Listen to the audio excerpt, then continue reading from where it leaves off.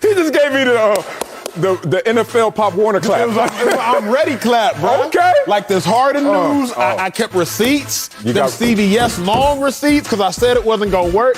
It didn't work. Oh, all right. Well, let me just get the formalities out the way. Welcome to Speak for Yourself. Marcel Swally, Mr. Receipt Keeper over there, Emmanuel Acho. All right, we're getting started with a huge trade in the NBA. Ben Simmons' days in Philly, they're over. Three-time All-Star has not played all season, but according to reports, he was moved in a blockbuster deal, including multiple players and picks for nine-time All-Star James Harden, who was averaging about 22 points and 10 assists per game for Brooklyn. Acho, I know you're ready. Who won the trade? Sixers, Nets? Sixers absolutely won the trade. You don't have to listen to all the basketball jargon. You don't have to listen to all the statistical jargon. You just have to assess one thing. The Sixers acquired a player who wants to win and wants to win immediately, wants to win so bad that he forced his way out of a situation with one of the greatest scorers of all time, maybe two of the greatest scorers of all time, Kevin Durant and Kyrie Irving, so that he can go to a place where he can play basketball. Yep. So the Sixers acquired a player who wants to play basketball and wants to play it at a high level and wants to win yesterday. The Nets got rid of a player because of his lack of desire to play basketball, at least for that organization. Two pivotal differences of the players they have acquired. Ben Simmons did not want to play for the 76ers. Obviously, he has been going through and wrestling with a lot of different mental health issues. Ben Simmons does not want to play basketball, at least for the Sixers. So the Sixers got rid of a player who doesn't necessarily want to play basketball right now, at least in their opinion. And instead, they acquired a player who both wants to play, but more importantly, wants to win, and wants to win at the highest level in James Harden. Sixers won this deal, man. We also have to talk about this. James Harden is a walking bucket. I mean, dude is a walking, I can give you 30, I can give you 40 on any given night. Plus, you got Tobias Harris, a walking bucket. Plus, Joel Embiid is having the greatest season of his career, averaging 30 and 11. You cannot get better than that. We can talk about the basketball of it all. We can talk about how Embiid is one of the basketball, of course. But I'm saying we don't have to talk about the statistics of the basketball. We can talk about the stats. We can talk about how Embiid, one of the best bigs, especially down low in the low post, in Shaq. But now you bring in Harden, who can also play iso ball if he needs to. He can space the floor out more for Embiid. We can talk about all that. But to me, that's secondary. Okay. That's not as big an issue of the Sixers just acquired one of the greatest scorers of the generation, and you have one of the greatest bigs right now of the generation playing the best he has played of his career. Sixers absolutely won the deal, and I don't even need to look at or talk about the Nets. Okay. So you want to just race and just celebrate the Sixers winning this trade, right? When I want to sit there as the old wise one, just think of me as Yoda in this moment. I'm like, slow down, young man. Slow down, young Jedi. Because who won this trade? That's yet to be determined, yet to be declared. I'll give it to you like this. I give it to you in track and field. I give it to you in NASCAR. I give it to you one of my favorite sports I never talk about, horse racing. Not because of gambling. I just like looking at horses. Something about horses that get to me. And you know what I noticed in all those sports? There's an unofficial winner. As soon as it's over, it's an unofficial winner. Now, in track, it happens fast, especially if it's no photo finish. You're just like, all right, day one. But in terms of what you put down in record keeping, be careful of crowning the champion too soon. Be careful of crowning who won this trade too soon. Why? Because it's so obvious, conventional wisdom. It looks like the Sixers won because you get a full James Harden added to Joel Embiid, and then all of a sudden James Harden reunited with Daryl Morey, even though that didn't turn out so well. But anyway, you get that all connected. Look at that. Amazing. But here's the problem. Look at this other side. Look at when Kevin Durant comes back. Kyrie Irving in his half play, half nut play, whatever he's going through. Let's just say he only plays half the time. Okay. And then you get Ben Simmons, who's the wild card. You know why he's the wild card? Because you don't know what a full potential Ben Simmons looks like. Will he come back still in his feelings like he was in Philadelphia? That's the reason why he's now with the Brooklyn Nets. Will he come back agitated, motivated, fully activated? Will he become better than the young version that he was already good at? Would he learn some tricks of the trade, some tricks of the craft from Kevin Durant? Who's a better shooting coach as an active player than Kevin Durant when you see Ben Simmons in practice now? And this team already got better defensively. All last year, I heard you and Slick Rick Dubuquer tell me what the Brooklyn Nets going to do on the other half of the court when they have to play defense. Well, that's already been fixed. Now, their offensive issues, their chemistry issues, we'll talk through that as we layer this. But it just reminds me of the scene in Colors, big dog. When you just want to run down and go get one of them, let's slow this down a little bit. Walk down and get it all. I think Ben Simmons is going to take this slow, pragmatic approach and potentially win this trade. Well, first off, Sal, I'm upset at you. I'm very upset at you. Because of last night? No, you didn't hit me back. I did hit you back. You didn't hit me back. You're right. I'm upset at you for a couple reasons. What? Let's go back a year ago. You were telling me that the Nets are a team to beat. You were telling me that this trio could not be stopped. You were telling me that this trio was going to win a chip, if not multiple chips. And this trio played 16 games together. 16 games is all we saw from these three. So that's the first problem. Okay. That's why I'm upset at you. We can talk about that during commercial break. I was wrong. But right here, right now, the Nets are in all types of a bind. Ben Simmons was already offensively inept. Already. And we know that. And there's not necessarily a huge issue with that, depending on what team you have. Because Ben Simmons is a walking triple-double. Since he's entered the league, fourth in triple-doubles behind the likes of LeBron James, Luka, if I'm not mistaken, etc. So Ben Simmons is a walking triple-double. But Kyrie's a ball-dominant player, big dog, with Brooklyn.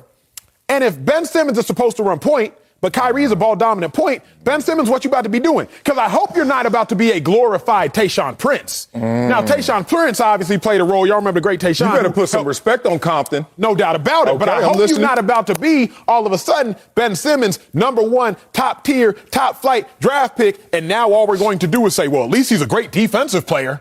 We didn't pay Ben Simmons $180 million to be a lockdown defensive player. You can find that for significantly cheaper. So if all we are now going to do is brag about, well, the Nets just got them a lockdown defender in the backcourt. Congratulations. We could have found a lockdown defender in the backcourt for the cheap. But is Ben Simmons about to run around and just be a catch and shoot guy? Oh, wait. Ben Simmons can't shoot. So now what role is Ben Simmons going to play on this Nets offense? Because you know Kyrie's ball dominant. Kyrie got to get his. You know KD can get his. KD can be ball dominant if he needs to. KD can come up, spot up, and shoot. You knew he could do that. James Harden, it worked to a degree because James Harden can play iso ball. But what is Ben Simmons' ability now going to be on offense? Because I hope, and I pray that you not only going to brag about Ben Simmons because of all he can do on defense, because that is now going to be the highest paid defensive player in the NBA. Look, what stopped this team from fully realizing its potential was a big toe, was injuries. And we're going to talk about this in detail, but big toe injuries, pandemic. We'll get into that later. I just want you to understand the framework in which I'm dealing with. Now, let's talk about how you, Emmanuel Acho, former professional football player, current broadcaster and host, also best-selling author, and now has a greater future in politics because you are talking out both sides of your mouth. Politician, you are, Acho. You tell me that, Ben Simmons, who is Ben Simmons? He's a guy who didn't want to play. And then all of a sudden just caught an attitude and got himself out of there. And then you praise James Harden. Well, just a year or so ago, who was James Harden? Anybody? A guy who didn't want to play, who caught an attitude and got himself out of Houston. Oh, okay. So now it's a negative, but then it's a positive. I didn't praise Harden for leaving. You remember that? I lambasted Harden for leaving. Are you praising him now? I'm praising this Nets. I'm praising the Sixers. Yeah, you're praising the Sixers. Well, then good. I'm going to praise the Nets because they received something that you thought was a negative that turned into a positive. James Harden. I'll wait. Okay, well, I told you to stay at that mountain and walk down and get them all. Now you're learning. Start waiting. You're the same guy that told me, when James Harden, what are you going to do with Kyrie, man? You know, Kyrie's ball dominated and then James Harden, it ain't going to work. And it didn't. Dog, hold on. It did not. Hold on. 13-3 when they played together. All this three is not an NFL season. I know, you're right. 13-3 you're right. is a good NFL record. No, last year it was. Not this year. You need another game, brother. 17. Here's the thing. You can't go there because look at this team. You're now accusing Ben Simmons of the same things that are now things that you're crediting James Harden with. It worked somehow, some way with ball-dominant Kyrie and James Harden. We didn't know how it was going to work, but then everyone looked up like, no, it's working. Injuries, everything else came into play. It will work as well with Ben Simmons. Now, his shooting woes, I think they're as mental as they are technique. And I don't know how to fix them, but I'm certain if there's anybody in the NBA who could fix them, it's the Kevin Durant. We got to stop down right here, right now.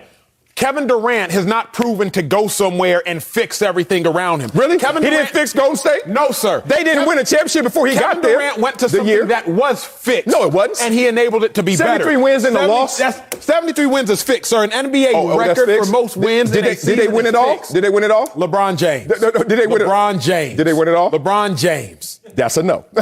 So he fixed something. He did not fix anything. It was not broken. Okay. Well, why they go get him? Why they beg him? And then you sound like the Chief fan right now. Oh, we were not broke. Dog, you had one championship, and I'm not slighting it. But then you win the most regular season games ever and couldn't finish the deal. And then you go begging them, Hampton 5, right? So let's not get into that because that's not this conversation. All I want you to understand is everything that you're criticizing Ben Simmons for, now you criticize James Harden for it then, but now you're praising James Harden for it now. Let me clarify any confusion, America. I apologize. Politics. I'm not praising James Harden for how he got out of Houston. I never have, I never will, and I'm not doing that today. I'm not going to let you distract from the message I am preaching. What I am praising is the Sixers squad now because they are the winner of the trade. I don't like how James Harden got out of Houston. We will talk about that in 30 minutes. And I think it undermined his legacy. Yeah, but did he rebound? Did he respond? Why can't Ben Simmons do that? And that's all I said. Wait and see. He can, but you got to understand that these will, even if Ben Simmons does, in fact, rebound.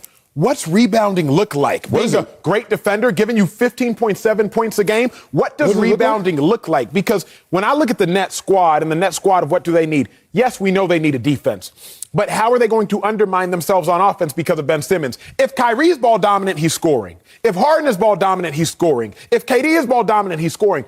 What is Ben Simmons' role going to be on offense? Hey, bring the ball up and then pass to Kyrie. Kyrie is the guy who does that. He don't need you, Ben Simmons, to bring the ball up and pass to him. He can bring the ball up himself and keep the rock himself the whole time. Yeah. I'm just wondering what Ben Simmons is going to be doing on offense. He's going to be like that lost kid on a playground park at recess when you just ball. And ain't nobody trying to pass him the rock because he knows and everybody knows he can't score with it. Okay, let's not do that to Ben Simmons. Let's not compare him to Kyrie Irving, who can do everything on the basketball court. Yes, sir. Who is a magic wand on the basketball court. Maybe the most skilled basketball player ever. No doubt about it. Please don't do that to Ben Simmons. Please put Ben Simmons in the proper scope. Ben Simmons, one of only 4 players in his career so far, his 4 seasons, averaging over 15, over 7, and over 1.5 steals. That means you're getting some form of balance from him. But in transition, no one's better than 6'10" Ben Simmons going rim to rim. Now, you can get other guys who can do it as well, and they got Kyrie Irving, so they're going to be like, maybe we don't need that. But this is something that you can supplement what Kyrie Irving does in terms of Ben Simmons. His issue is obviously shooting. His issue is going to be stop and pop. He can't do that, of course, right now. But what he can do is already contribute defensively by stature alone. Sure. Now, we've already cured half our ills because we're better defensively. Sure. The other half offensively, let's just be real. The magic wand of Kyrie Irving and Kevin Durant, do you really want to mess with that in the first place? So now we just plug and play you when we need you. You went from having 2.5 offensive players. We say a half because Kyrie Irving, we all know, cannot play home games. You went from having 2.5 offensive players to having 1.5 offensive players. Now, if you want to count Seth Curry as a great half, obviously Seth Curry giving us 15 points a game this season, shooting 40% from 3. And you know in the playoffs, he came up big for the Sixers last year. If you want to count Steph Curry as another half, sure. But either way, the Nets went from having 2.5 dominant scorers, James Harden, Kevin Durant, and half Kyrie Irving because he can only play half the time, to having now 1.5 dominant scorers, Kevin Durant, Kyrie Irving. Keep in mind, KD be hurt. Ever since he got hurt, and Joel Embiid don't be hurt. At least you like not that English? This and the last one. But even when James Harden don't be fatigued in the playoffs? Come on, dog. Let's not play this. Joel Embiid has a mental, and James Harden has a mental hurdle to get over. Matthew Stafford kind of level. Sure. All right? Being real. Physically, Joel Embiid looks like he's overcome what his past looks like. Correct.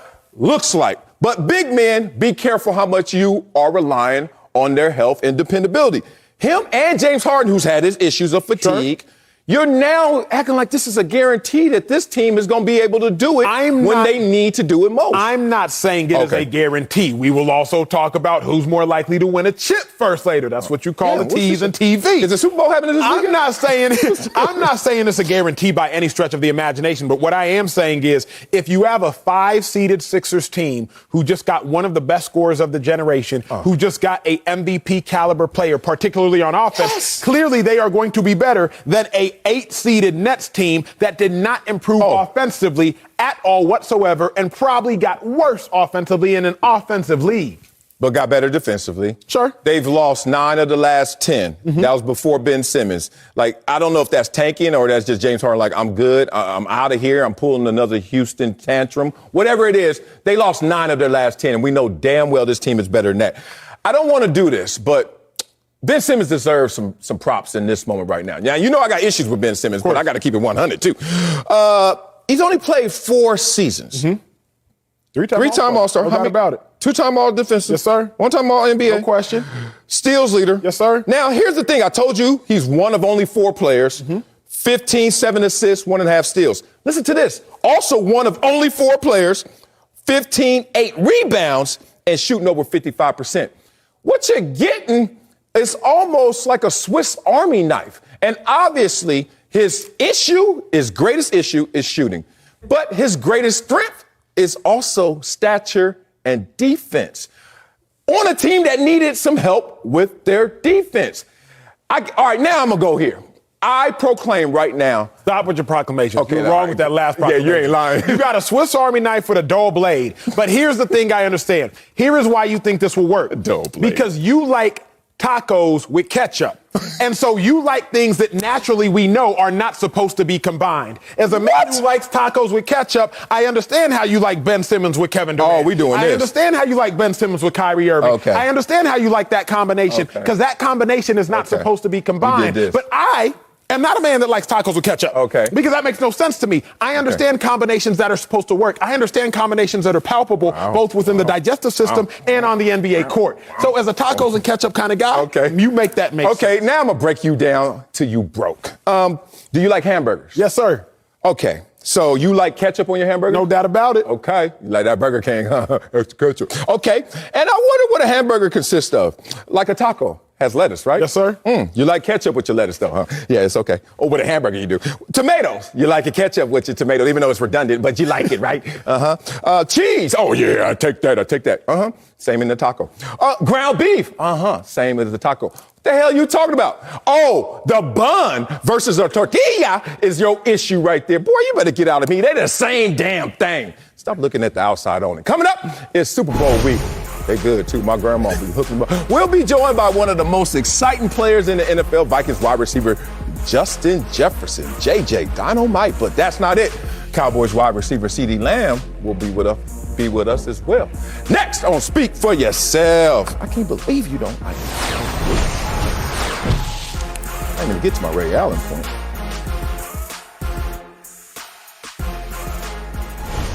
Joined now by a Super Bowl champion and 2-time Pro Bowl Bills wide receiver, Emmanuel Sanders in the building. What's up, big dog? I got to be honest, Sel. What's that? For the first time in the history of my life, I'm not the best dressed Emmanuel in a room. And I don't know how I feel about it. Is that what you had to say? I don't know how I feel about not being the best dressed Emmanuel. I don't know how I feel with two Emmanuel sitting next to me. That's what I thought you were going to say. Like, this is the first time. It's like, I don't even know what to call you. I was like, yeah. Look, I'm Acho for the next 10 minutes. All right. And that's Emmanuel. I'll be Sanders. All right, well, we got to keep it rolling. The spotlight is going to be on Matthew Stafford and Joe Burrow in the Super Bowl on Sunday. Both quarterbacks making their debut in a big game, and they are the second pair of quarterbacks who were #1 overall picks to meet in the Super Bowl. Marcellus, the one with the name by himself on the set, coming to you first. Who you trust more on Sunday, man? Matthew Stafford, Joe Burrow? Oh, man, this is not hard. It's Matthew Stafford. And obviously, neither one of y'all ever worked with Emmanuel Webster, huh? You remember Webster? Y'all know? No. Okay, I'm sorry. Everybody at home giggling, and here I go showing my age. Old man y'all don't know Webster? Like after different strokes and Arnold. Yes, he was Don't do that with your hand. Let me talk about this. So Matthew Stafford, to me, is obvious. Then I started doing my homework, my research, looking at the numbers. I was like, calm down, Wiley. It's not as obvious, but to me, the nod still goes to Matthew Stafford. Why? I trust Matthew Stafford more because he has more experience than Joe Burrow in the league. Even though he took his lumps in Detroit, obviously he is right his wrongs with his 3-0 campaign as an LA Ram. More importantly, you look at the stats, they still favor Matthew Stafford over Joe Burrow. Now, in this experience, I don't think Joe Burrow will flinch. I don't think Matthew Stafford will flinch. So then you start to look around and you say, okay, who is better supported to go out there and show their full potential? Once again, that's the Los Angeles Rams and their offense versus Cincinnati Bengals and their offense. It's the Rams and Sean McVay and their coach versus Bengals and their coach and Zach Taylor. So for me, it was a little tougher than I anticipated, but I still have to go with the team that is going to be supported by the better quarterback, even so slightly, it's Matthew Stafford. Exactly. And for me, I would have to sit back and say, obviously, what you're saying, pretty much with the experience. But the only deal is that Joe Burrow is only a second-year player. So you don't know what Joe Burrow could become. If Joe Burrow was in the same situation with experience as Matthew Stafford, would we be saying the same thing, right? And so for me, that's why I said this is a hard question, because at the end of the day, cool Joe Burrow, Cartier glasses, I won't even peek at you, even though we've been sleeping on him this entire time. Yep. He's in the Super Bowl as a second year. And first year, he tore his ACL. Talk about it. Right? So for me, it is a hard question, because who do you really know who's going to perform? Because this is their first time being in this game. Yeah. And Matthew Stafford with the Lions, obviously, he was Matthew Stafford for a little bit, but at the same time, now he's with the Rams. He's in the Super Bowl, right? Yeah. But Joe Burrow's in the Super Bowl as a second-year player. So, I mean, for me, I'm going to have to go, team-wise, like you said, I'm going to have to go with Matthew Stafford, that they have the better team. And Matthew Stafford does have OBJ, and he has Cooper Kupp. But at the same time, Joe Burrow has a nice receiving core, and that receiving core is underrated. Yep. It's underrated. Jamar Chase, 222 yards versus the Kansas City Chiefs. What a performance. And then you got Higgins, you got these guys. I'm watching these guys from a wide receiver standpoint. I'm seeing how these guys is getting open, running 5-yard under routes, catching the ball on third down, making big plays. We've been sleeping on the Bengals the entire time. We've been sleeping on Joe Burrow the entire time. But, like I said, I got to go with Matthew Stafford because of the experience. My alarm clock went off on the Bengals. And on Burrow, because I ain't been sleeping on them. I'm up. My notes, I got Joe Burrow, cool, calm, collected. So I love what you say as far as Burrow being collected, Burrow being calm. Here's how I look at it, fellas. When you have never seen somebody in a situation before, you know what I'm saying? When you've never seen somebody in a situation before, you don't know how they're going to act. So all you can do to have a guess at how they might act is, how have they acted in similar situations? So neither of them have been in the Super Bowl before, so we don't know how they're going to act. Exactly.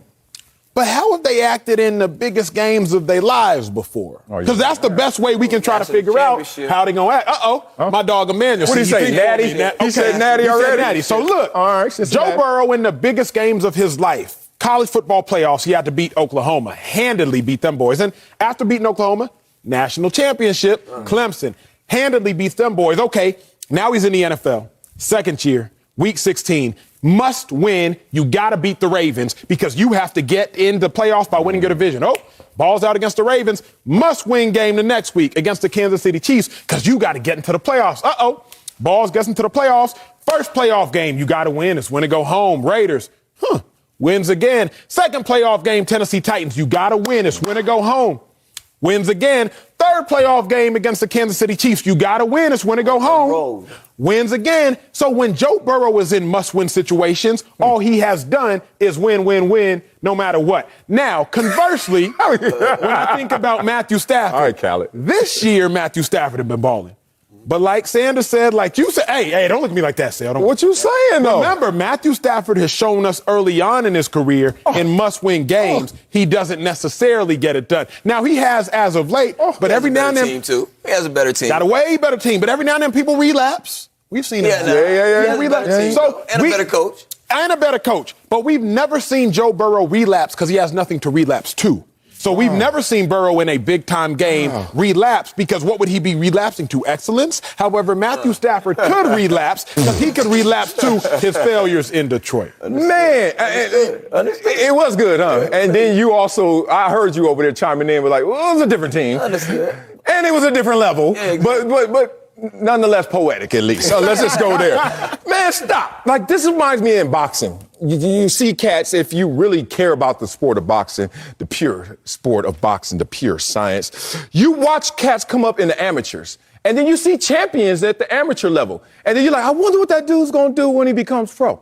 And then you see him in a championship boxing match. And he didn't do what he did at the amateurs, even though he's at this level, right? You know why? Because things have changed.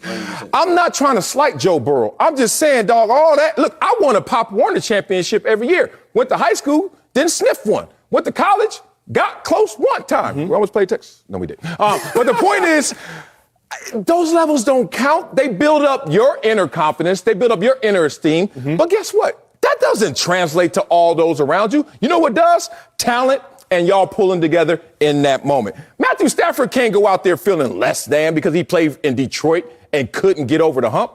I would blame Detroit. I wouldn't be Matthew Stafford sitting there saying, I'm not ready for this moment because, you know what? I didn't win a national championship. Oh, Joe Burrow won one. He ain't bringing that squad. LSU ain't playing.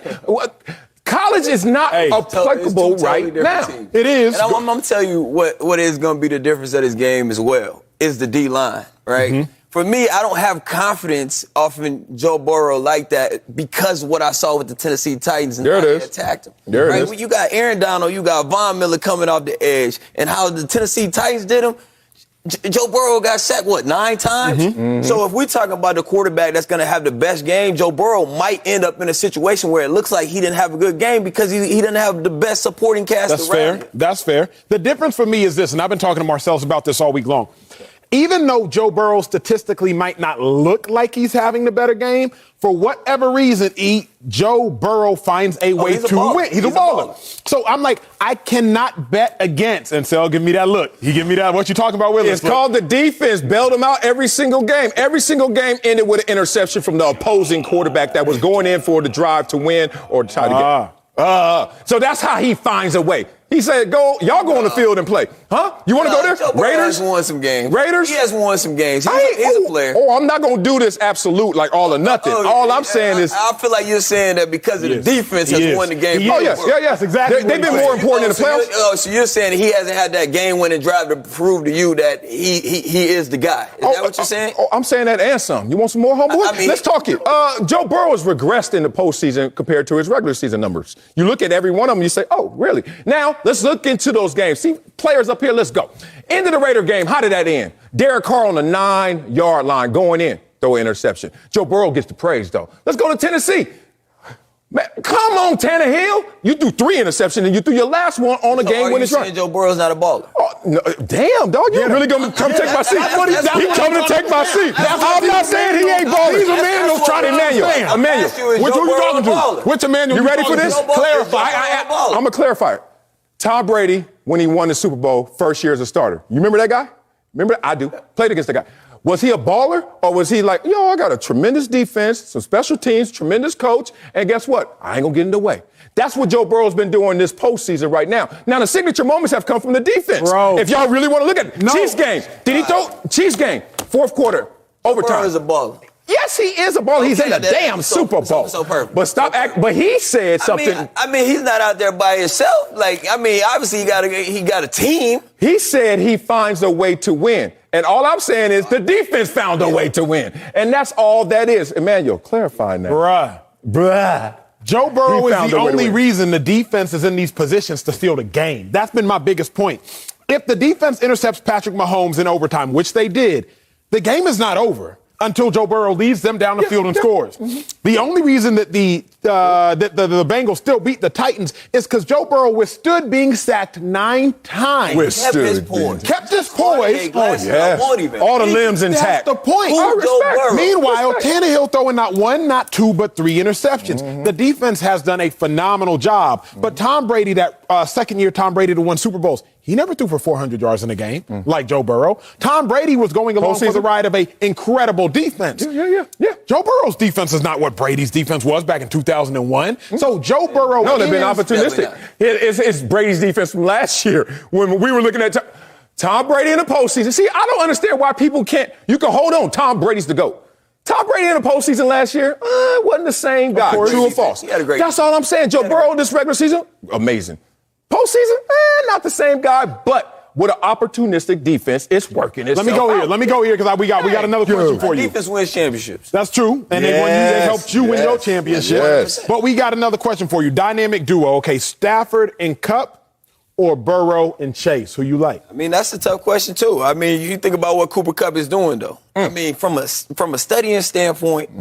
This dude is studying. I remember the play versus the 49ers. This dude lined up inside edge of the split, and you hear everybody talk about how him and Matthew Stafford are meeting at 7 in the morning. We've been in the NFL. Guys not doing that, meeting at 7 in the morning, breaking down film, doing what they're doing. But if you look at the clip, this clip right here that you're seeing with Cooper Kupp scoring that touchdown, he's on the inside edge of the split. I remember sitting at home watching this game with my wife and my son. I told my wife, I said, that play right here is because they're meeting at 7 o'clock in the morning. He had an inside split. He knew the safety, Jefferson Tart, was going to be inside. He ran a corner route and scored on the end zone. That, based off that split, I've never seen that happen like that. But that's coming from studying. But then you got a second-year quarterback and a first-year receiver coming in the league who's coming off a national championship, who's doing crazy stuff, 222 yards versus the Kansas City Chiefs. I mean, Jamar Chase is special, man. This kid is special. And like at first, like what he was doing, I was like, okay, yeah, like Odell was doing that, Jefferson was doing that. But then I see the guy catch a curl route versus the Chiefs and take it to the house, splitting the defender. I'm like, man, this dude is different. I see him in Tennessee, right? The game on the line, he boom, big out route, right? Catching on third down, field goal range. The next thing you know, they're going to the AFC Championship. So it's a hard question, man. These are two great, dynamic, different duos. But at the same time, they both in the Super Bowl, so they both. But you got to take one. You got to take one, man. You can't be on both sides. If I had to take one right now, I would have to take, because of experience, Matthew Stafford and Cooper Kupp. Oh, okay, good. Where you at? I saw that balance like them Fendi stripes. I was like, dog, you got to pick a side, dog. You got to take one of them off. Hey, this ain't hard. Come on, man. Cooper Kupp right now, and he still has one more game to play, most productive wide receiver season we've ever seen. 100%. Right? So what are we arguing? Like, I didn't say best receiver this year. I said ever seen. And who's throwing the football?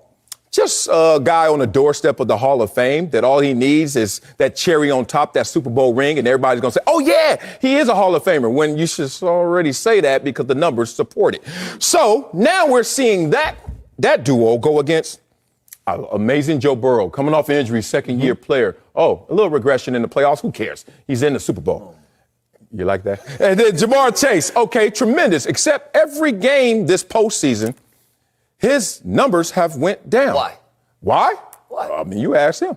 Taking him away. Oh, okay, that's fine. That's good. That makes my point. I'm going with the team that has the player that he can't take away. Cooper Kupp had 140. Yeah, exactly. 100%. So make my point for me then. He also has Odell on the other side as well. Here where I'm at. Well, he like Higgins. I'm taking Burrow and I'm taking Chase. And it's very simple for me.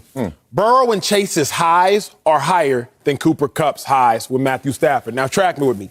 We understand in the Super Bowl, you got to play your best. As I'm looking here right now, during y'all's playoff runs, during your Super Bowl runs, I see 5 catches, I see 5 catches, I see 6 catches, I see 85 yards, 62 yards, 83 yards. You was balling.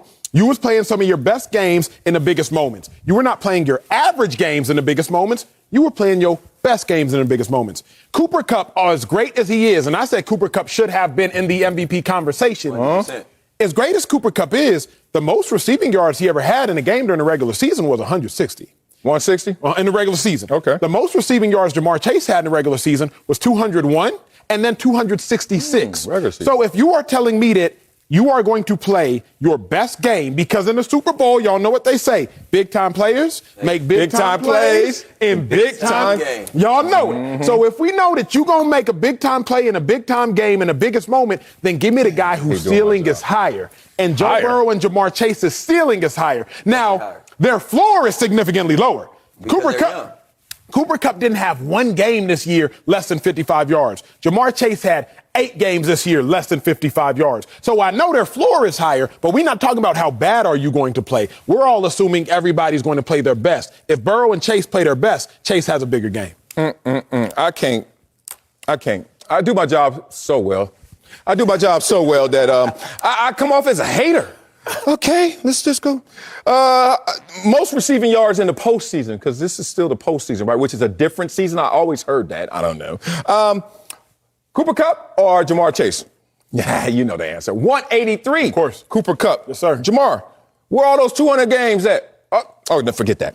116 is your highest. Not bad. I'm not slighting my homie. He's a young rookie balling. But last time we saw them on the football field, how'd that go? 54 yards, which is the floor, which is the lowest of both of these guys. And then we saw Cooper Kupp, who they're trying to take away, bracket all these things, 142. Come on, man. Like you said, Cooper Kupp is studying at a different clip with a different level of experience, with a different level of connection, even though Joe Burrow and Jamar Chase are amazing. You look at the numbers, you can't take Cooper Kupp away. Can't take him away. But let's talk ball. Can't take away. Let's talk That's ball. why I had to go with You make your money in the Arizona slot. You made all your money in the slot, correct? I know this is a defender. Where is it easier to get one-on-ones? In the slot or on the outside? So I think that what we're talking about, it's even bigger than what we seeing. Oh. See, Jamar Chase is still a young receiver. Oh. When it comes to coverages, he might not know the coverage. If it's man to man, of course, I'm taking Jamar Chase. But Cooper Kupp is ahead of the game because he's studying the game. He knows the coverage. He knows how you're trying to take me away. He knows that if this nickel right here is right here on the outside, I know where to hole at. I know where to seam at. And I know Matthew Stafford knows exactly where to throw that ball. Because he's studying. He's studying the defense. And that's the end of the conversation. Hey, I got to go here. I don't know why y'all ain't got enough. Acho. Jamar Chase, is he a rookie? Yes. Cooper Kupp just had the most prolific season in NFL history at the position. And there's a conversation of someone else being better. It's not that Jamar Chase is better. How do you make that? All I'm saying is Jamar Chase's highs are higher. And if we know that they are going to peak, if I'm telling y'all on Sunday, every player will play their best. We don't know that to be true, but we know this. Emmanuel Sanders played his best in the Super Bowls. If we know that on Sunday, every player will play their best, then give me the player whose best is higher. And Joe Burrow and Jamar Chase's best is higher. That's all I'm saying. To the point of Cooper Kupp, people don't realize, bruh, it's harder to double a guy in the slot. One, the dudes in the slot can motion, the dudes in the slot can move. It's just harder to double a guy that's moving as opposed to a guy that's static. Joe Burrow, Jamar Chase is easier to lock onto than Cooper Kupp. Not sliding Cooper Kupp. 100%. But at the same time, is that coaching? I mean, fair. Fair. So what are we talking about? But as far as the question, I got to take Matthew Stafford and Cooper Kupp because I can't deal with this reverse racism going on. Christian McCaffrey fought too hard for this right now. He poked through that glass. Y'all not go to commercial break. If you do not go to commercial break, and don't refer to anybody else as your nickel. I ain't playing the slot, but everybody my nickel. Coming up, we'll be joined by one of the top wide receivers in the game, Vikings standout Justin Jefferson. What position he play? Acho, since you know it all, is up next. Don't speak for yourself. I hate you, sir. You looked at me first. Justin Jefferson. This beat is making me high. Jefferson, you bet. Justin Jefferson breaking loose into the end zone. Having the time of my life. For the end zone, it's Jefferson. Touchdown Vikings, Justin Jefferson. Big ballers in the building. We have to bring in a player who has made 2 Pro Bowls in his first 2 seasons in the league. Beast. Vikings wide receiver Justin Jefferson is here to tell us the Optimum Nutrition Building Better Lives program. It's about improving access to fitness by providing fitness resources. Oh, get that money. Justin, welcome to Speak for Yourself and tell us about your work with Optimum Nutrition. Yeah, just like you said, Optimum Nutrition is just working on building better lives, giving people the chance and the opportunity to, get that fitness, get that workout going. I know a lot of people, especially from my town, don't have those resources and everything. So they did a good job by, supplying me with some additional workout equipment for my community, and it turned out pretty good. Now, let me say this, big dog. It's not until later in players' careers that they really start focusing on their nutrition, unless you Chad Johnson and you McDonald's your whole career. How much do you focus on your nutrition right now? A lot, a little, kind of could be better where you at? Kind of could be. I could be better, honestly, but, hey, I'm only 22 years old, so my metabolism's still kind of running a little bit fast right now. But I definitely got to look into that, probably like next year or the year after that. Okay, we need to know what meal is getting you to be like, yo, this is the one I got to give up, but this is the hardest one to give up? What are you grabbing right now that is just tough to give up? I'm a seafood person. I'm from the South, so I like the crawfish, the shrimp, the crawfish etouffee. I'm into all of that. Okay, well, look, don't give it up too fast. He over there. You might start eating real well, and all of a sudden you might not play the same. But in your first 2 years, only receiver ever to have 3,000 yards, man. So you're off to a fast start. Talk to us about you next year and setting goals, and what are those goals? Yeah, definitely blessed to have these 2 incredible first seasons of my career. But, I mean, there's always room for improvement, things that I need to work on to get better at. Just seeing things that I felt like I was weak at this past season, and then just build off that. Try to get better than that 1,600 season, getting more than 10 touchdowns, getting more than 108 receptions. So there's definitely a lot of things that I need to achieve, a lot of goals that I want to achieve. So, I mean, this is the beginning. This is the start of it. No doubt about it. Hey, big dog, now, when you get into the end zone, we know what it is. It's time to gritty. We was talking about it off camera. Yeah. How tired are you of people asking you to gritty in public, man? Yeah. I mean, it is what it is at this point. I definitely get asked of it a lot, especially fans and everything. But, it comes with it.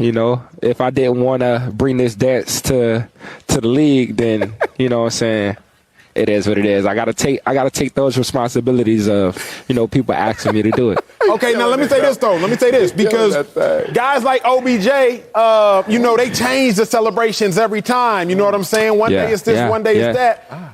Do you lack creativity? Is that why all you do is gritty? Come on now.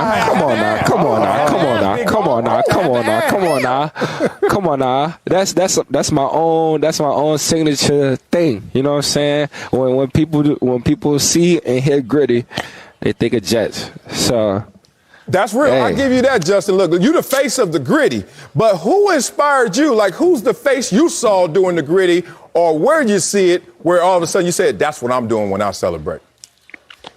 Well, Jamar really came to the locker room with the dance. This guy named Allen Davis back in New Orleans, he created the dance. And Jamar knew who he was. He came to Louisiana, showed us the dance, and then I took it over as the touchdown celebration. All right, bro, let's go on to the field, because you was in a receiving class with some beasts now. It was you. Yeah. It was CeeDee. It was Ayuk. It was Jerry Jeudy, my dog. Jerry Jeudy. Bro. Ruggs. Dudes, man, I need a lot of guys. I need the top 3 receivers from that class in your mind, and I need them in order, sir. Including you. Yeah, I kind of know that off the bat. I'll say me number 1. Okay. I'll say CeeDee Lamb number 2. And I honestly feel like Jerry Jeudy number 3. I just feel like he haven't been in that right system, that right, QB to really, give him the ball, feed him the ball, and let him work out. I need a little explanation on that. And don't explain yourself, because we've seen your film. But in terms of why would you have CeeDee too? Let me hear it. I mean, CeeDee knowing CeeDee, playing against CeeDee, he's a tremendous player. His playmaking ability, his ability to go up and make a grab. He's been making some tough grabs at that. So he's definitely in my top 2. Dad, get the ball right here. It won't be such a tough grab. I'm sorry. Hey, big dog. Now you came into the league. you came into the league. And what number? What? That's what I got to do with every day. Hey, man, look. I'm sorry. You know what I'm talking about. Hey, man, come on. You was 4th receiver taken, or the 3rd? Where were you? Because I know you know. Fifth. I forgot. Do you hold that chip on your shoulder each and every day? Talk to me about it. 100%. 100%. I mean, especially just coming off of a season that I had 1,500 yards, 18 touchdowns, over 110 receptions. I honestly didn't feel like how I should have been, slept that hard or just late in that draft like that. So I just really allowed that to fuel my game. Definitely wanted everybody to regret passing on me, and I feel like I did the most of that so far. Now, before we look forward, let's look back, man. Your former coach, Mike Zimmer, was my defensive coordinator decades ago. And just talk to me about your relationship with Zimmer and your reaction when he was fired. Yeah, I mean, I never had a problem with Zim. Me and Zim was always cool. We always had good conversations. I mean, I can say nothing but good things about Zim. I liked him as a coach. But, you know, at the end of the day, it's a business. And, you know, if you're losing games, not getting into the playoffs, then, you know, it is what it is. That's the things that happen, especially in the NFL. So it was definitely tough seeing him go because, you know, I knew how good our connection was. I knew how excited he was of, you know, having me on the team and working with me. So definitely honored to be able to work with him for 2 years. And, you know, hopefully with this new GM, new head coach, you know, we change the program around and get back into those playoffs. Yeah, from the outside, it was a head-scratcher because we all can see the obvious talent that the Minnesota Vikings had, but you guys just couldn't put it all together consistently. Yeah. What were the issues you guys felt as a team? I mean, there's plenty of issues that we need to focus on. It might not be, you know, major issues, but just little simple issues, just a little, you know, 1-2 piece combo, you know, just some things that we need to things that we need to get into the building, you know, things that we need to fix, things we need to overcome. But just like you said, I feel like we have a great team. We have a lot of good players on this team to go far. We just got to get over that hump. You know, we was 1 game short last year. Acho. We can't lose those close games like we did. 3rd year in the league next year or 13th? That was a vet answer right there. You know what he's doing. I'm tired of all this politics. We got 2 former players and a current player, so let's talk shop. Joe Burrow. I've been trying to defend dude to Marcellus Wiley since the day I got on this show. You know Joe Burrow better than most. What makes Joe Burrow so great? I know it ain't his height, it ain't his weight, it ain't his speed. I need you to be Joe Burrow's defense attorney right now. What makes Joe Burrow so great? I'm listening. Just his confidence, just his swagger he brings to the game. And then once we get into that huddle, no matter the moment, no matter the game, he's just always going to be so poised. You know, he's always going to be so calm during those moments. And that kind of helped all of us be calm with him. All of us have that confidence with him.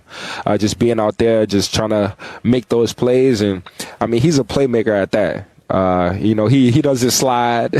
he likes to hit. He likes the hits. He likes that dirty work. He likes to, you know, that dirty play. And I love it. You know, and everybody just feeds off that. You know, that's playing with him. And I mean, I'm just honored to have played with him before. All right, let's go here because Joe Burrow's never been in a Super Bowl, but he's been in a national championship. You did something I went to but couldn't do. You won a national championship. What's your most memorable national championship story with Joe Burrow? Did he say something in the huddle, on the sidelines? Was there a moment when you were like, this why you that dude? The whole season been like that. It's tough. It's tough to just say it off the national championship. The whole season it's been like that. The whole season he's been carrying himself with that attitude, with that feistiness, and we all enjoyed that. We all loved it the whole time. And I mean, just the whole experience of the national championship, just being in New Orleans, playing in front of our fans, and then winning it at that. I mean, it's nothing that can get better than that. Yeah, Acho over here trying to create a love fest. That's his ex-quarterback. Let's talk about your quarterback now, damn it. And Kirk Cousins, man. And it's crazy. I love Kirk Cousins, one, because he made so much dough with those franchise tags. If you talk to Kirk, just tell him respect for Marcellus. But more than that, I think he's a phenomenal player. But I'm not going to lie. Yeah. He falls into this, like, Jimmy G conversation, Dak Prescott, where it becomes so polarizing. Yeah. People love him or people love to hate him. What do you say about Kirk Cousins? I mean, I love Kirk. Kirk is the reason why I'm having the years that I'm having. I can't throw the ball to myself. Our connection has been growing more and more ever since I stepped into the building. So I mean, I don't really understand why he gets as much criticism as he do, but I guess this is just the way people look at him. He don't have that glamour. He don't have that spark like people want him to have. So a lot of people give him a hard time, but if you pull up the stats and check the stat sheet, he's been doing a tremendous job with us. Hey, real quick, because I got to know. You like that? What makes Adam Thielen so nice, bro? I like that. I like that, too. What makes Thielen so nice? Because I'll be watching him and he What make him so nice? He's Yeah. nice. Here we go Is it again. his routes? Is it his hands? Adam Smooth. Adam Smooth, man. Adam Smooth. Adam's a very, very smart player. And the thing about Adam is he's not that fast, twitchy guy, but he knows the game. He's been in the league for 8-9 years now. He has the experience. He know how to carry himself, know what different moves work on different people. So ever since I stepped into the building, he has been, just taking me under his wing, just teaching me different things to better myself on the field and off the field. Tremendous relationship, man. We're going to let you go with your Super Bowl prediction. And I don't want you to show love to your ex. Bengals or Rams? Who you got in the Super Bowl? Hey, I know you just said that, but I gotta show my support to Joe and Jamal, man. I have to. Just playing with them, just knowing them, up close and personal, having a national championship with them. I gotta root for them. Of course, I'll root for O if it was anybody else, but it's my teammates, so I gotta go with them. I feel it. Right. No players on the Rams from LSU? Is that how it goes? Well, then. It's just O. I think it's just Odell. I think that's the only player. Damn. I ain't play with Odell. I ain't play with Odell.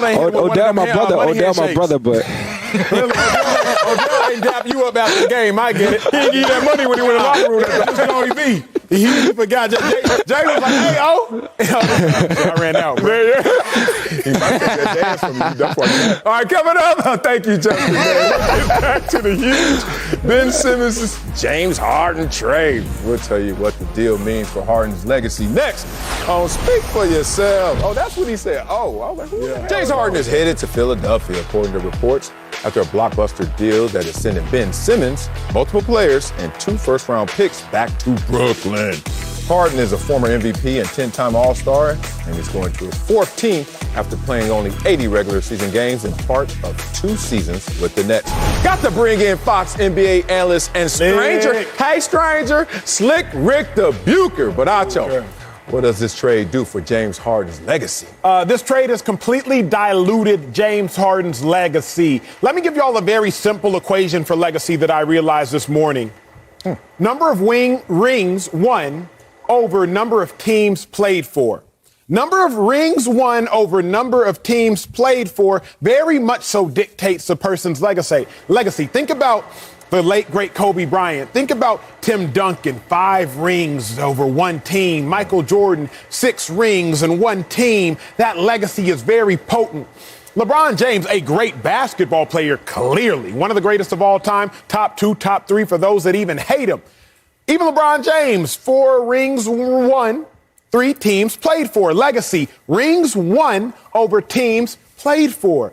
But James Harden, you ain't got no rings yet. However, you've played for 1, 2, 3, count them up, 4 teams. So when I look at James Harden's legacy, as it stands right now, it continues to dilute because he's running around chasing rings and still not winning a thing. Now, if he does, in fact, go on to win a ring in Philly, then all of a sudden this legacy is starting to be built up. But the greatest legacies, the most potent legacies, are the guys who have won rings and been on 1 team. James Harden, several teams, no rings. As it stands now, his legacy is continuing to be dilute until he wins 1. Okay, wait a minute. We back. Guess who's bizarre? What does it do to James Harden's legacy? It demolishes it. Ooh. Let's face what he was. He was a league MVP. He was a guy that was considered a player that all it was missing was that ring. And I never thought that I would see a player that would rise to the level that LeBron James did as far as player empowerment when we had the summer of LeBron and he had everybody waiting to see where he'd go, and he ended up going to Miami, and then be vilified for the same thing. But James Harden has accomplished that with this move. This is the second time in 2 seasons where he has forced his way to the team of his choice. Now, that's tremendous player empowerment. But based on the reaction and the feelings about James Harden, I get the sense that fans out there are resenting it in the biggest way, especially since you're leaving a team that you demanded that you go to, and they paid a king's ransom to get you, and now you suddenly changed your mind about the fit there, and now you're going to conveniently have a hamstring injury that compromises you and prevents you from playing. It's one thing to have the buyout situations, Blake Griffin in Detroit, where that team starts to rebuild, and he's a veteran player, and they come to an agreement. You know what? Why don't you chill until we can find a better place for you? We understand this isn't what you signed up for. That's not the case with James Harden. Yes, there are issues with Kyrie Irving. Yes, the team has struggled far more than expected. But James Harden, you're a part of that. You signed up for this. And the fact that you would then decide, you know what, it's not kind of working out the way that I'd like. Daryl Morey wants, let me go see if I can do something better in Philadelphia. That now becomes the legacy of James Harden, where, to Acho's point, now you're just a ring, it's not even a ring chaser. You're just looking for a situation that you like better than your present one. Well, that's tremendous player empowerment, but when it comes to your value and the respect that you carry as a player, I don't know a whole lot of people that are going to look at that and say, oh, so you decide you're just going to sit out, or you're going to manipulate the situation until you get to go where you want to go. That's not going to sit well with anybody, and including the NBA owners, who I dare say are going to change something in the next collective bargaining agreement to make sure that this doesn't continue to happen. Oh, man. I'm about to just give up what's inside my stomach right now from just listening and consuming these word salads with all these qualifiers about ring chasing. Oh, you demolish your legacy. You look like a journeyman. Oh, let me speak for all journeymen out there. I played for 4 teams with no rings. Let me tell you what a journeyman looks like. Here I am. James Harden does not look like me, and he's not going to go down in legacy anything close like me. One, the fatal flaw you guys made in the first one is you guys start sport hopping. In football, I get when you start calling somebody a journeyman. Yeah, you know what? We going out there, non-guaranteed contracts, and dudes fall down the pecking order. Dudes are just trying to grab hold to a rope knot as they're sliding down, and that's why typically guys go to team. But not in the NBA, y'all, and stop trying to cook it like that. LeBron James never saw a situation fully through. Cleveland didn't see it fully through. Went to Miami, didn't see that fully through. People said, hey, man, you had more rings to win there. He's like, I don't see it here. I'm out. Then he goes back to Cleveland, does it. I'm out. Now he's in L.A., he did it. Who knows what happens? But the point is, how's LeBron's legacy look when he's in the GOAT conversation? Looks pretty damn good to me. Let's look at Ray Allen, a guy who had to go team to team, and end up winning those rings later on in his career with those last 2 teams. All of a sudden, we're going to look at James Harden, former MVP, who potentially gets a ring later in his career, and we're going to say that his legacy is flawed. Let me help my boy Acho out. He said he had a simple explanation of legacy, and he said something that was complex about, like, rings over teams and stuff. You know what the definition of legacy really is? Just what other people think about you. And guess what? That's going to be all across the board. People think about Kevin Durant as a ring chaser. Well, yeah, good luck saying that when Kevin Durant goes down as top 10, maybe even top 5. We'll see how this thing plays out. Top 10 what? Top 10. You don't think Kevin Durant's going to be a top 10 player? Every time I bring up his name, we have another fight. I'm going to leave that alone. All I'm saying is, James Harden, do what you got to do, boo-boo. Go get your ring, and then after you get your ring, we'll see what others think about you. Kevin Durant is top 10. Come on. Top 10 what? Coming up, we're talking all things on Twitter. I don't know. We're talking all things Cowboys with their Pro Bowl wide receiver, CeeDee Lamb. You don't think so? He's up next, though. Speak for yourself. You think Kevin Durant top 10? CeeDee Lamb. End zone. Caught by Lamb. Touchdown. Lamb. Got it. Touchdown. Cowboys. Throws caught. That is Lamb. He's such a good route runner. Throws it down the field. It's caught at the 10. Here he goes. The Cowboys win it. CeeDee Lamb. Woo! Bringing in one of the top young wide receivers in the game, Cowboys Pro Bowler CeeDee Lamb has the most receptions and receiving yards through 2 seasons in Cowboys franchise history. And he joins us today, reminding you to try new Old Spice Gentleman's Blend deodorants and body washes, crafted to be gentle on skin with ridiculously long-lasting freshness. You can buy Old Spice Gentleman's Blend in stores now. CeeDee! What up, brother? And tell us about your work with Old Spice. We see it. Man, yeah, they actually, I was just talking about how I needed to take a shower right before this interview, but I need a better fragrance, you know what I'm saying? But Old Spice doing a great job of just, continuing building on their brand, and they actually just got this new fragrance, or this I don't even know how to explain it. It's like it's gentleman's brand. You know what I'm saying? Make you smell real good. A lot of men really need it, honestly. So you should take, I done been across a couple guys that, that could use some better body wash and some better deodorant, you know what I'm saying? It's longer lasting. And that's pretty much about it. I work with one. I know what you're talking about.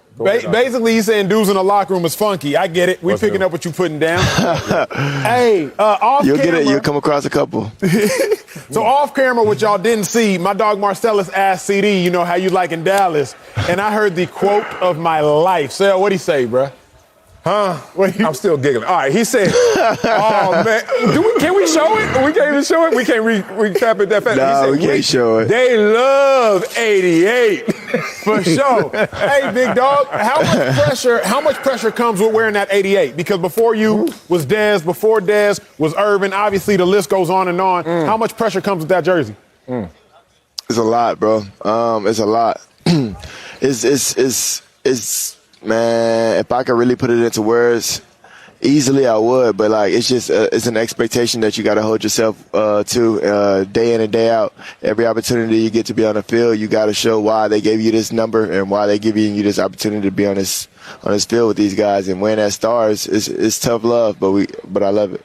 Yeah, we're talking about the pressure, but also you brought up the tough love. But there's so much love when you're wearing that star. You play big-time college football. You're a big-time player. And I played in Dallas, and I tell people, look, there are 31 teams in the NFL, and then there are the Dallas Cowboys. It just feels different. Can you express what that experience is like, having that star on your head? It's very different, man. It's great. It's great to actually be involved in this opportunity just because, a lot of people expect you to, just fall, I guess, or not. They expect a lot out of you, I guess. You know what I'm saying? And then once you hit that standard, they want more. So it's just having an expectation to exceed expectations. You know what I'm saying? And it's huge. It's huge being 88. It's huge being for 88 in Dallas. Yo, that's deep. We was just talking to Justin Jefferson, big dog. Y'all's draft class, wide receiver-wise, was loaded. It was you, it was Jefferson, it was Judy, it was Rager, it was Ayuk, and names go on and on. Do you try to be better than yourself, or are you looking around like, man, Jefferson went off for 150. I got to go off for 175 today. How much are you comparing yourself to guys like him?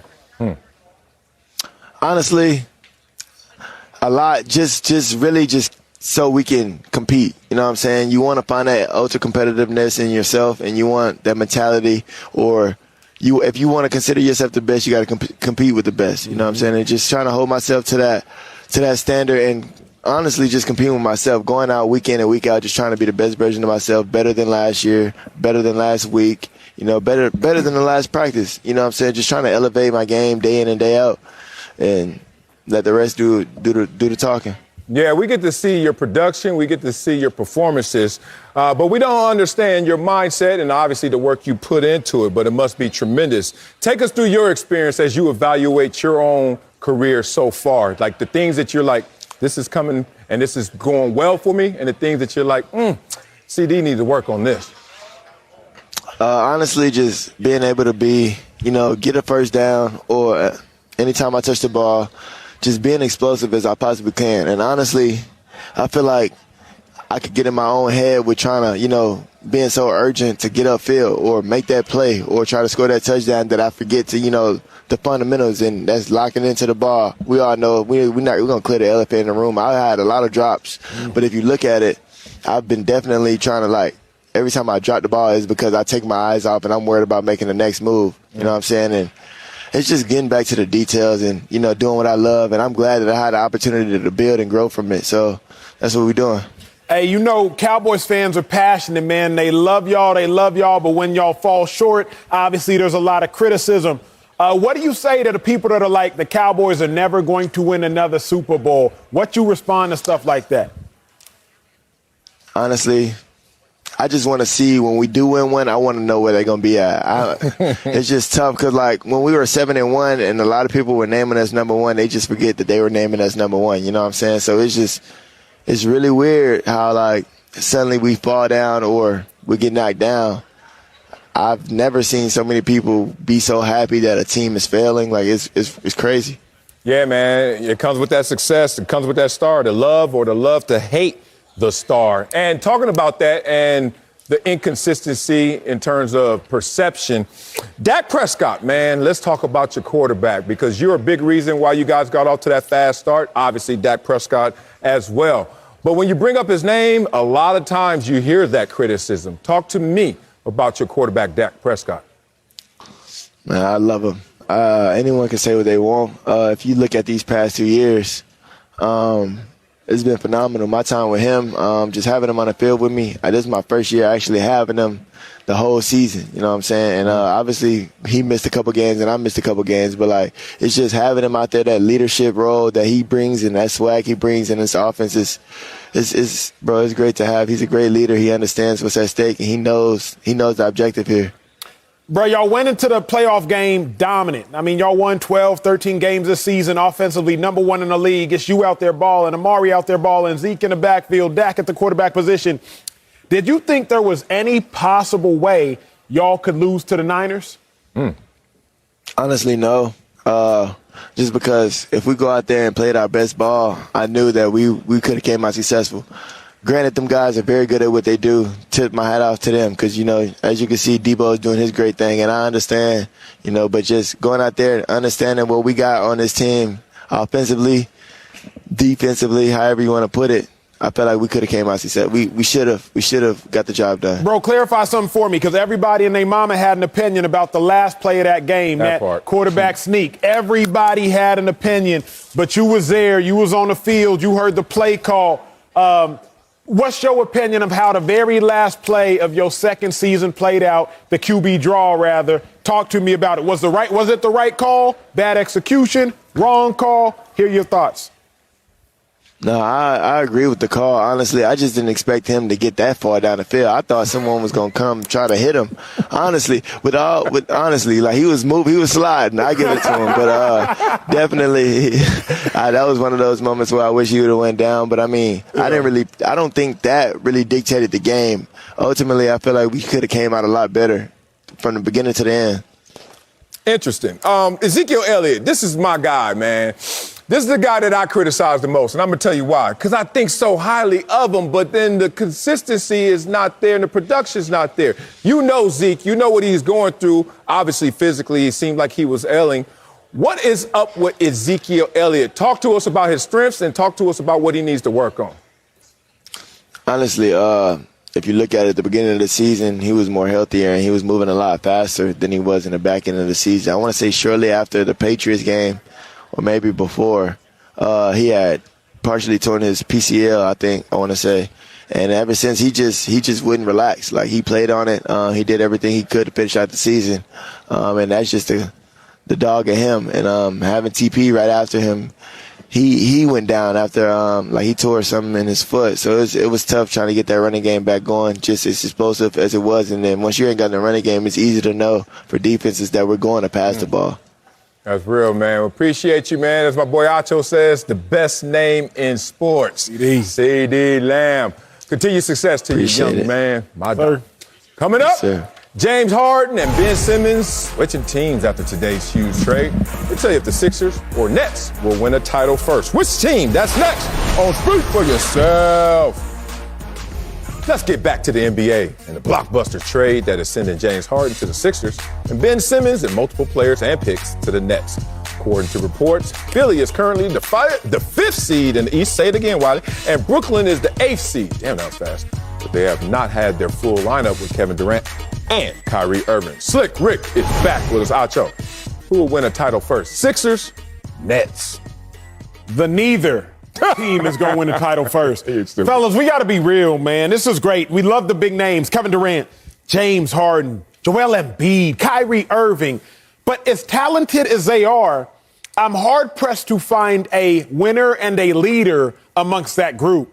Joel Embiid is one of the most talented players in basketball and has been one of the most talented players in basketball, but he has just now become a leader over the last year and a half of his career, a true leader, a true galvanizer of men, been talented from day one, but has just now become a leader. Kyrie Irving, as talented as he was, it was LeBron who led Kyrie Irving to a chip. James Harden, as talented as he has been, league MVP, one of the best scorers of this generation, he's never led the Rockets, and we all know the biggest knock on James Harden while he was in Houston was after losing, seeing him turn up a little too quickly. Kevin Durant, clearly one of the greatest scorers of the generation, but he had to go join a team, a group, a locker room full of leaders in order to find himself in an NBA championship. So I don't see either team getting two or not getting two. I don't see either team winning a title, and it's very simple. I said this a year ago. I will say it again. How can you add several problems together and think you are going to have a solution? That's what the Nets did when they added Kyrie plus KD plus Harden. That was a whole bunch of problems thinking they would find a solution. And that's the same situations we found with several of these player combinations.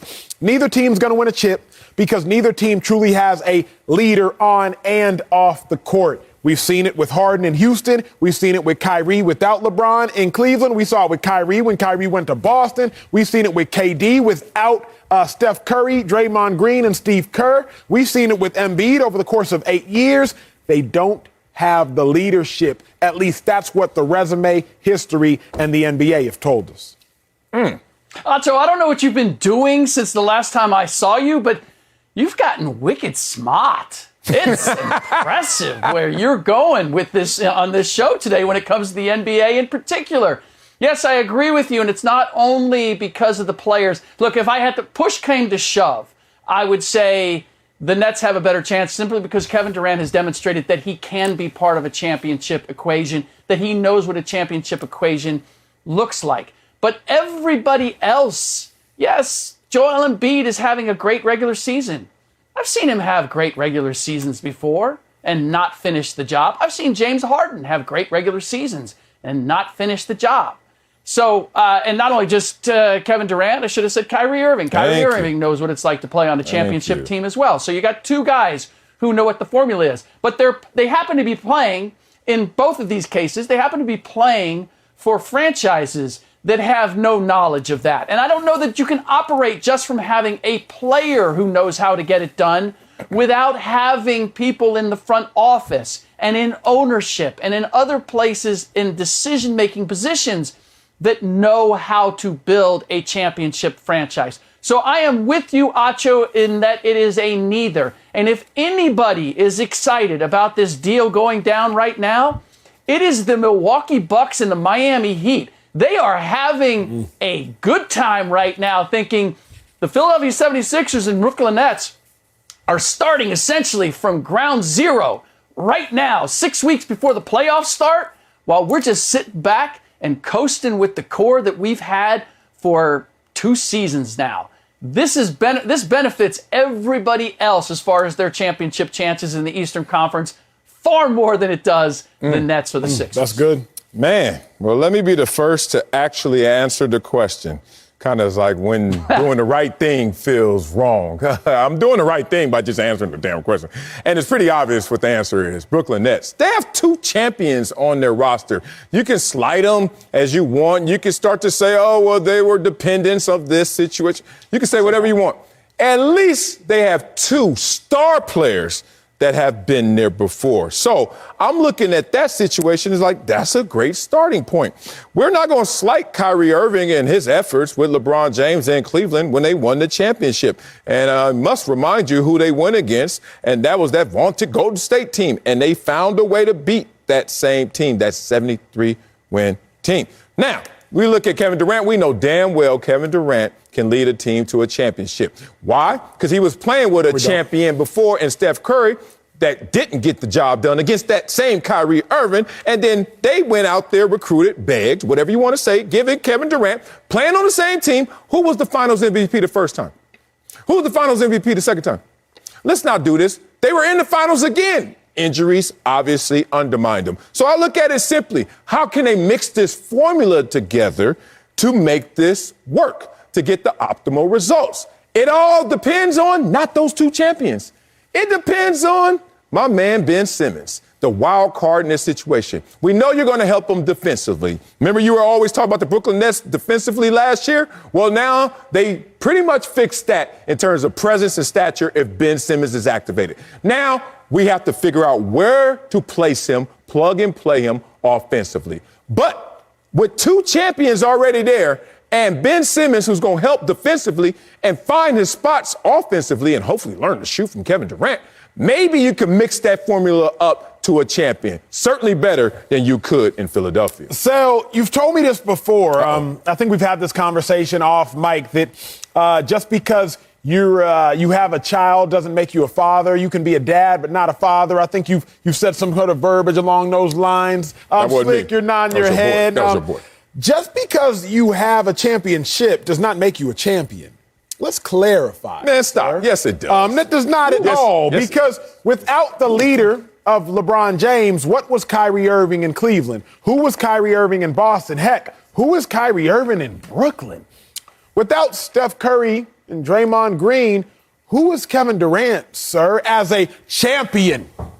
Not as a basketball player, so you can sit up. I can get you a back pillow if need be. If you win a championship and I'm the best player. Not as a ball player. Clearly as a ball player, he was a dude. But who is Kevin Durant as a champion without those dudes? So what you were telling me is about dudes who have championships. Finals MVP. Dudes got championships. A whole lot of guys have championships. But still, that does not mean that without the other leaders, that they can galvanize a team to win another one. That wasn't me. I didn't say nothing about mamas and daddies and fathers and none of that. And I certainly didn't say that about champions. I respect champions. I just like Hall of Famers more. Go, Slick. Go get them. Acho, you just opened the door to a rabbit hole that I'm not going to go down. I'm going to peek my head in, but I'm not going to go down, okay? I don't know what you're talking about. I agree with you in that winning a championship doesn't mean that you necessarily know how to build a championship team or go someplace else. But to suggest that you're not a champion when you've been part of a championship equation that's just crazy. That's just crazy talk. That's taking it a little too far, Acho. And I complimented you at the very beginning, and now you got me having to pull back right away. I don't feel comfortable doing this, okay? Don't put me in this position. Here's the problem, is that we are talking about this because we had 2 teams that considered themselves title contenders, assuming that Philadelphia could do something with Ben Simmons and change the equation coming in. But that they were one move away from being title contenders. And the Brooklyn Nets from the very beginning of the season have been considered, going back to last season, considered title contenders. So we asked this question, who's going to get to the finish line first because of where they started? But that really doesn't apply to this situation now, because the suggestion in talking about that is that somehow they're still in the same place or a better place as a result of this deal. And I don't think that's the case for either team. I don't believe that the Joel Embiid, James Harden combination is the core of a championship team. I don't believe they fit together any better than LeBron James and Russ Westbrook, or Anthony Davis and Russ Westbrook. And on the other side, you're talking about a Ben Simmons who was run out of Philadelphia because why? Because he couldn't perform in the postseason. Where are championships won? In the postseason. So yes, on paper, you'd say he's a better defensive player and he should shore up that end of the floor for them. But is he going to be able to do it when it counts? And how is that going to fit? Never mind that you have a guy who hasn't played all year and supposedly, according to reports, is still trying to figure out his mental health as to whether he can come back and play basketball. So this idea that somehow the Nets and the Sixers are still following a championship contending formula, if it was ever true, it's certainly not true now. Man, Otto's my boy, Slick, you my boy. But Otto, I got to focus in on you, big dog, because you're my boy, and I want to talk about our boys. Oh, he's going down that rabbit hole. Yeah, you know me. That's all I want, silly rabbit. I want to go and talk about our basketball boys, right? Giannis for you. You love you some Giannis. You said you even had the shoes. Respect. I remember seeing them. Okay. You know, it's funny, the parallels between this conversation, Ben Simmons, Kevin Durant, Kyrie Irving, you guys can't do this. I swear Giannis heard that before. And they took it from not only Giannis, you couldn't win a championship in Milwaukee, but look where you are. It's Milwaukee. When the last time they won a championship? 1971. So Giannis heard this before, and he was able to overcome. But let me give you an even better example, because it's my example to my heart. My boy Kawhi Leonard. Remember when he left San Antonio? Remember that? Then he went to Toronto, and everybody's like, he been a part of a championship, but he ain't the one that lead them to a championship. And they struggled that season. I remember that. And I watched Kawhi Leonard take the Toronto Raptors, who, last time they won? Oh, they never won a championship. And all of a sudden, they were able to do that. All I'm saying is when I hear you and Slick tell me that two champions in a situation where the championships can't make it work, be careful, because recent history certainly has undermined that argument. Coming up, Joe Burrow and Matthew Stafford both have explosive offenses, but which quarterback will have the most passing yards on Sunday? We'll answer that next on Speak for Yourself. Let's get back to the NBA and the huge trade that is sending James Harden to the Sixers and Ben Simmons. Now, multiple players and picks to the Nets, that is. According to reports, Brooklyn had hoped of a title when they added Harden last season, but in the end, their big three, including Kevin Durant and Kyrie Irving, only played 16 games together. Yeah. Who's to blame for me not properly reading punctuation on that promise? Hey, I'm with you today. Golly. And who is more importantly to blame for the Nets' big three not working? Okay, I think that's the wrong question. You're asking me who when you should be asking me what, but let's talk about it.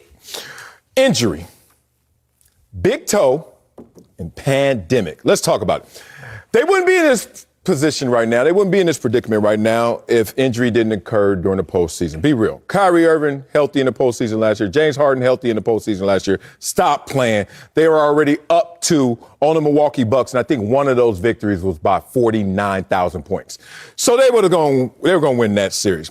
But then the injuries occurred, and all of a sudden you start seeing Kevin Durant out there with a one-legged James Harden trying to make this work. And the big toe comes into play. Just a big toe away from advancing and beating the eventual world champions. But now, what's made this also come to existence is the fact that the pandemic put my man Kyrie Irving in a bind. It forced his hand. And don't you dare out there think that Kyrie Irving is any different than your cousin, your auntie, or whoever in your family that you had an issue with since this pandemic started. Because I know in my family, oh my God, many relationships soured because of the pandemic. First of all, I'm not even interested in the same things that I was pre-pandemic, and I'm not as interested in some people the same before the pandemic. And I think that's just what happened to this situation. James Harden looks at Kyrie Irving and says, look, man, I can't force your hand, but if you're going to do that and not get vaccinated, you're forcing my hand. Add it all up, those are the things, not the individuals, the circumstances that caused this. I like your take, but why didn't the Nets work? Why didn't that big three work? Because the Nets had a whole bunch of followers and no leaders. No. Kyrie Irving had to follow LeBron James en route to winning a championship because without LeBron James, Kyrie Irving, and we know in Cleveland, was not winning much of anything. Kevin Durant had to follow Steph Curry and the Golden State Warriors in winning a championship because we saw without Steph Curry, without Draymond Green, Kevin Durant, as far as winning titles, was not accomplishing much of anything.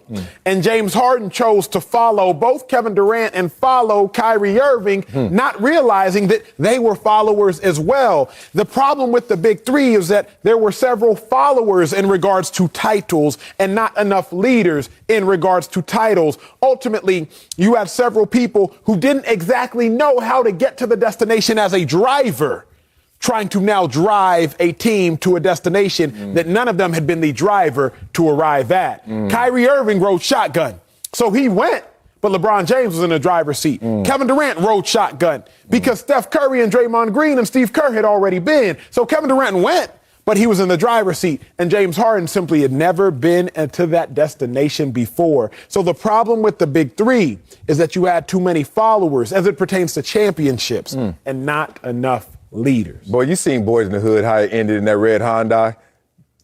Whoever rides shotgun is the shooter. You better be careful of who rides shotgun. And I give you some of the Kyrie, I give you some of the Harden. I ain't giving you none of that KD. KD showed up, got recruited, got begged, and was the two-time Finals MVP. Can't give you that one, big dog. Good game coming up. Odell Beckham Jr. talked about his critics yesterday. No, sir, never. But we'll tell you if he kept it 100, just 99. Next, hey, why did Ricky run sideways? What kind of running back don't go sideways? Juke.